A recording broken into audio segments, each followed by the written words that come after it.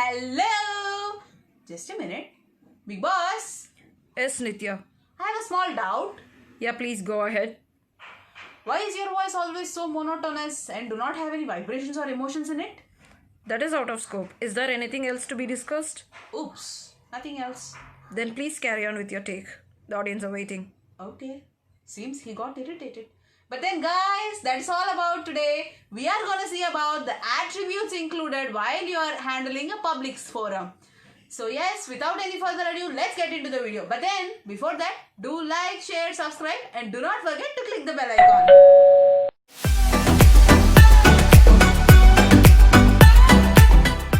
So guys, attributes அப்படின்னு பார்க்கும்போது there are 5 major things to be handled.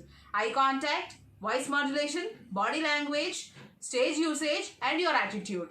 அதில் முக்கியமாக eye contact. உங்கள் ஆடியன்ஸ் எப்போவுமே ஒரு 180 டிகிரியில் கவர் பண்ண ட்ரை பண்ணுங்க. நாம சின்ன பிள்ளைங்களா இருக்கும்போது நம்ம அப்பா அம்மாலாம் நமக்கு ஸ்கூலுக்கு சொல்லி அனுப்பிச்சிருப்பாங்க ஸ்பீச் கொடுக்க போகிறோம் அப்படின்னா தூரமாக இருக்கிற ஒரு பில்டிங்கோ ஒரு மரமோ பார்த்து நீ ஸ்பீச் சொல்லிட்டு வந்துரு. நீ வந்து ஹை பாயிண்ட்ல பார்த்தீங்கன்னா நீ எல்லாரையும் பார்க்குற மாதிரி இருக்கும். It's not the case. நீங்கள் எல்லாரையும் பார்த்தா தான் எல்லாரையும் பார்க்குற மாதிரி இருக்கும். நீங்கள் வந்து ஆடியன்ஸை எந்த அளவுக்கு பார்க்குறீங்களோ அவங்க உங்கள் ஸ்பீச்சை அந்த அளவுக்கு உள்வாங்கி அதை கேட்டு அந்த சப்ஜெக்ட் என்னன்னு புரிஞ்சு அதுலேருந்து டவுட்ஸ் கேட்டு ஸோ உங்களுக்கு அந்த இன்ட்ராக்ஷன் இருக்க you will feel the stage comfort. அந்த ஸ்டேஜ் கம்ஃபர்ட் உங்களுக்கு அப்போ தான் வெளியில் தெரியும். ஸோ ஐ கான்டாக்ட் நீங்கள் எந்த அளவுக்கு டெவலப் பண்ணுறீங்களோ அந்த அளவுக்கு உங்கள் ஸ்பீச் ரொம்ப நல்லா கிராஃப்டடாக வெளியே தெரியும். அவ்வளோதான் ஐ கான்டாக்ட். அடுத்து body language and voice modulation, இது ரெண்டுமே வந்து ஒரு கோரிலேட்டட் சப்ஜெக்ட். ஒன்று வரணும் அப்படின்னா இன்னொன்று டெஃபினட்டாக இருக்கணும். அது ரெண்டுமே வந்துட்டு இப்படி பேரலாக ஒன்று கொண்டு போயிட்டே இருக்கணும். ஏதோ ஒன்று மட்டும் பண்ணுறேன் ரெண்டாவது எனக்கு வரல, அது ஒர்க் அவுட் ஆகாது. நீங்கள் வந்து சேடாக இருக்கீங்க அப்படின்னா அது உங்கள் பாடியும் காட்டணும் உங்கள் வாய்ஸும் காட்டணும். For example, alas a soldier died, இது எப்படி இருக்குது? ஜஸ்ட் ஒரு ஸ்டேட்மெண்ட், எனக்கு அவர் யாரோ செத்து போயிட்டார் அதனால எனக்கு அந்த ஃபீலிங் கிடையாது. பட் தென் உங்கள் ஸ்பீச் அப்படிங்கிறது நீங்கள் எழுதுறதுனால டெஃபினட்டாக உங்களால் அந்த எமோஷன் ஃபீல் பண்ண முடியணும் அண்ட் தென் அதை எமோட் பண்ண முடியணும். புரியுதா பிக் பாஸ்? அவர் இன்னும் எஸ் சொல்ல மாட்டேங்கிறாரு. Still he's in that irritation maybe. Okay, so அந்த மாதிரி உங்களோட ஃபீலிங் உங்களோட எமோஷன் நீங்கள் அதை வெளியில் காட்டணும். அப்போ தான் உங்களோட ஸ்பீச் வந்து நல்லா கிராஃப்டடாக வரும் அண்ட் அது ஆடியன்ஸை வந்து அட்ராக்ட் பண்ணி உங்களுக்கு இன்னும் நிறைய அந்த மாதிரி ஸ்டேஜஸ் கிடைக்கும். So yes, alas the soldier died. This is just a statement. But then, alas, the soldier died. But then, the hope came in form of his son. For example, voice modulation can also be used in form of stressing the word. இப்போ நீங்கள் யாருக்காவது ஒரு address சொல்கிறீங்கன்னு நினச்சிக்கோங்களேன். உங்களை இங்கே கேட்குறாங்க, இங்கேருந்து ரொம்ப தூரத்துக்கு நேராக போயிட்டு அதுக்கப்புறம் ஒரு ரைட் எடுக்கணும். How will you say? அவனுக்கு தமிழ் புரியாது. How will you say it in English? Go straight and then take right.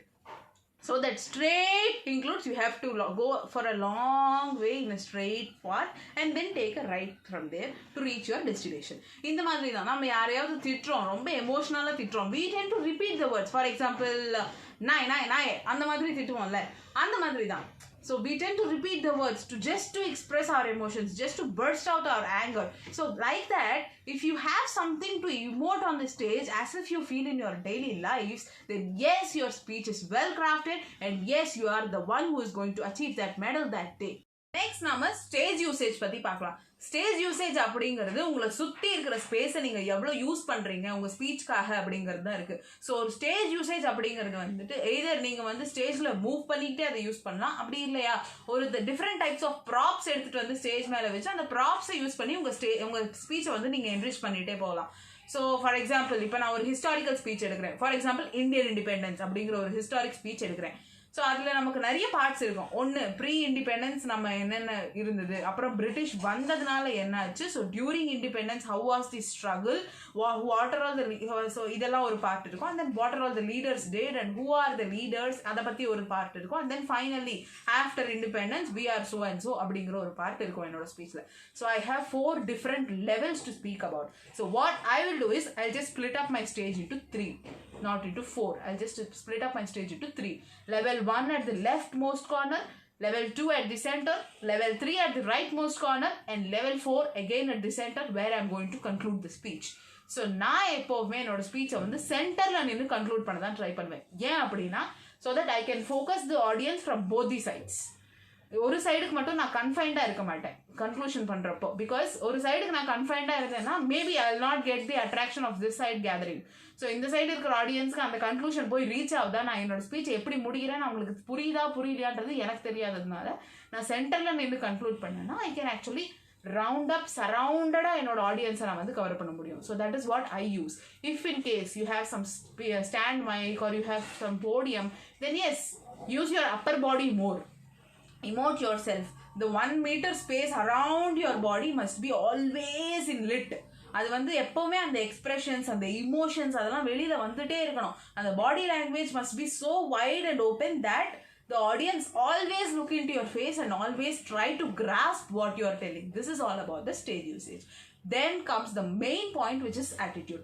This all combined into one mixie, make a juice, gives you attitude.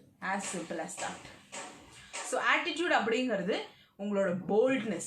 நீங்கள் தான் கிங்கு, நீங்கள் சொல்கிறது தான் அங்கே subject. வேறு யாருக்குமே நீங்கள் என்ன பேச போகிறீங்கன்னு தெரியாது, உங்கள் மைண்டில் என்ன இருக்குன்றது தெரியாது. இது ஃபஸ்ட்டு கிளியராக மைண்டில் ஏற்றிக்கோங்க. அதுக்கப்புறம் போய் பேச ஆரம்பிங்க. இங்கே நான் சொல்கிறது தான் கரெக்டு, நான் சொல்கிறது தான் பாயிண்ட் அப்படின்னு சொல்லி பேசுனீங்க அப்படின்னா டெஃபினெட்லி உங்கள் ஸ்பீச் வந்து அந்த போல்ட்னஸ் தெரியும் அந்த ஸ்பீச்சில். ஸோ அதுக்கே உங்களுக்கு நிறைய பாயிண்ட் வரும். இது எல்லாத்தையும் பேஸ் பண்ணிவிட்டு குட் ஸ்பீச்சை கிராஃப்ட் பண்ணுங்கள். We'll see you in the upcoming videos. With this, I'm concluding this session. Just a minute. Big Boss கேட்போம் அவர் இந்த செஷனை என்ஜாய் பண்ணாரா அப்படின்ட்டு. பிக் பாஸ் இப்போவாது கொஞ்சம் சிரிச்சுக்கிட்டே இல்லை ஹாப்பியாக ஏதாவது பேசுகிறீங்களா? Nitya Rajesh, thank you for the session. By the way, advance happy Ganesh Chaturthi. Oh yeah, tomorrow it's Ganesh Chaturthi. Yes. Guys, listen. Don't turn it off. I have some good surprise for you coming tomorrow. Just keep watching, stay tuned, and do not forget to subscribe my channel. With all said and done, I'm concluding this session here. Bye-bye, take care, have a good day.